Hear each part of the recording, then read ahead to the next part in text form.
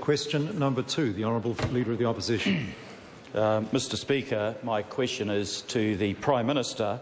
Does he stand by his claim that as Prime Minister he is committed to consulting with and listening to people prior to making decisions that impact on their lives? The Honourable Prime Minister. Mr Speaker, yes. The Honourable Leader of the Opposition. Mr Speaker, does he understand why people like NgātiWhātua spokesperson Ngarimu Blair has described his consultation as a masquerade, and the Herald has accused him of ignoring due parliamentary process when the government arrogantly goes ahead and makes announcements as to its decisions when the people's submissions to that select committee have not yet been considered and deliberated upon? The Honourable Prime Minister. Speaker, no. The Honourable Leader of the Opposition. No hope for the Prime Minister, Mr Speaker. Mr Speaker, would bodies like the Auckland Regional Council and the Kaipara and the Rodney District Councils today be expressing concerns about, I quote, major and secret changes to the legislation and, quote-unquote, worst possible scenarios if the consultation process had been adequate and if there was trust in the government's good faith in this matter? The Honourable Prime Minister. Mr Speaker, the government's going through a select committee, or has gone through a select committee process on the matter. Government's gone through a select committee process on the matter. We are working through the decisions on boundaries which were part of the select committee process. The Honourable Leader of the Opposition. Speaker, how does the Prime Minister claim to be committed to consultation and to be listening to people on the Auckland City Reform Bill when, firstly, his announcements after the Royal Commission was reported were made without any process of consultation? Secondly, the legislation introduced was rammed through under urgency without any select committee process. And thirdly, now with this so-called showcase of consultation, he's made decisions without referring to those submissions, which even his Minister of Maori Affairs has described today as a sham. The Honourable Prime Minister. Mr Speaker, the Leader of the Opposition gets consultation confused with agreement. Just because some people advocate a position in the select committee does not mean the government has to agree with it. The Honourable Leader of the Opposition. Mr Speaker. Order. Mr Speaker. Order. I've called the Honourable Leader of the Opposition. Mr Speaker, on another matter, while calling on the Labor Party to support the government's decision to send SAS troops to Afghanistan, why did he not on any occasion make any effort to consult with Labor or any opposition party on the reasons why he made that decision if he expected our support? The Honourable Prime Minister. Mr Speaker, it was my opinion that the opposition had already made up its mind. The Honourable Leader of the Opposition. That's a bit rich. Order. Mr Speaker. Order. Mr Speaker. Why, as Prime Minister, did he not consult with any opposition parties either before or after making the decision to cut out pre-funding of New Zealand superannuation, thus ending a period of consensus between political parties on super, which gave elderly people certainty in making plans for their retirement? The Honourable Prime Minister. Well, two things. Firstly, because we exercised the provisions that already existed in the law that the Labor Party actually passed. That's the first thing.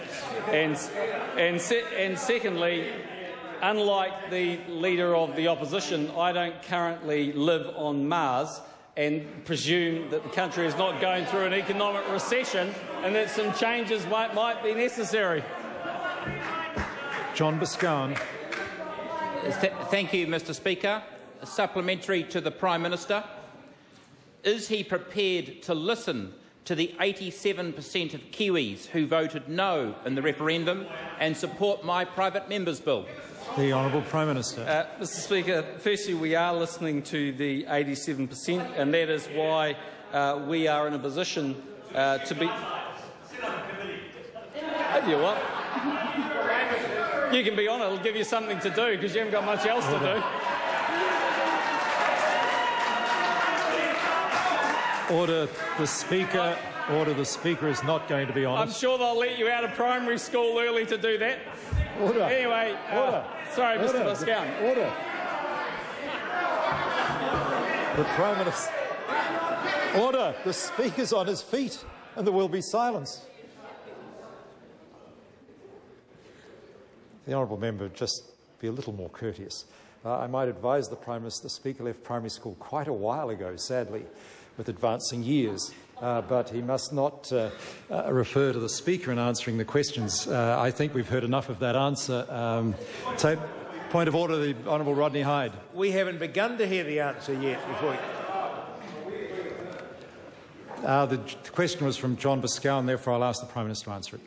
Mr. Speaker, so firstly, the government is listening to the 87% of New Zealanders, and the reason the way that we are doing that is we've both asked Child, Youth and Family and the police to look at the process that we're working through and answer directly to the member's question about whether National will be supporting the bill through to the Select Committee. That's a decision that I'll be making and announcing at about 4 o'clock this afternoon. The Honourable Leader of the Opposition. Will the Prime Minister now commit to working constructively with opposition parties in order to ensure that a credible emissions trading scheme is developed to protect our trade opportunities, to allow us to meet international obligations and to ensure that we can give the forestry industry certainty to start planting trees and dealing with the problems surrounding climate change? The Honourable Prime Minister. Mr. Speaker, well, unless I'm missing something, the government has been working constructively with the opposition. It is true that the Leader of the Opposition has written a letter to me expressing some concerns about the direction that the ETS negotiations are going. Like all letters I get from the Leader of the Opposition, as expected, that was delivered to the media at the same time it was delivered to me. It would be a little more useful if the Leader of the Opposition wanted to have a constructive relationship with me, if he could learn to deal with me as a grown-up and not through the media. The Honourable Heather Roy. Order. Order. I've called the Honourable Heather Roy.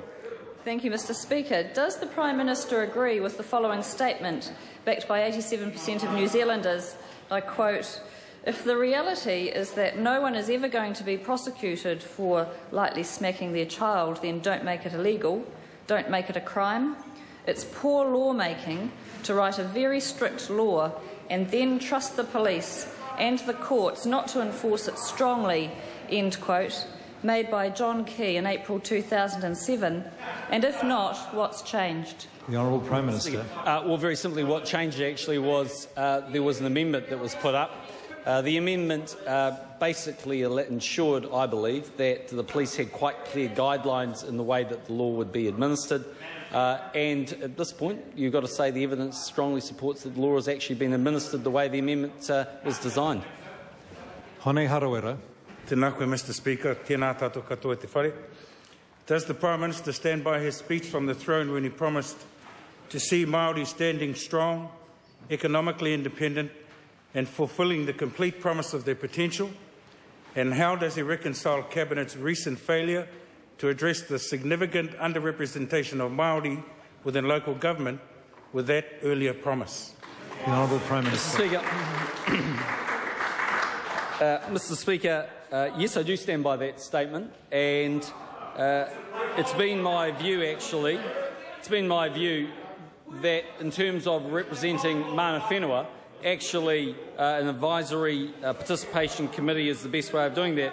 But I draw the members' attention to a huge number of gains that have been made in the very short time that the National Party has been working with the Maori Party, and they've included a review of the foreshore and seabed. They've included an accelerated process of treaty settlements. They've concluded substantial work being undertaken around whanaora. They have included the policy that I announced this afternoon that will see thousands and thousands and thousands of young Māori given the opportunity to participate in holiday programs and the like. And you've got to say, Mr. Speaker, that while I can fully understand while I can fully understand the frustration of the Maori Party when it comes to the Auckland seats, what I do know is that we've achieved more in 9 months than the Labour Party achieved in 9 long years.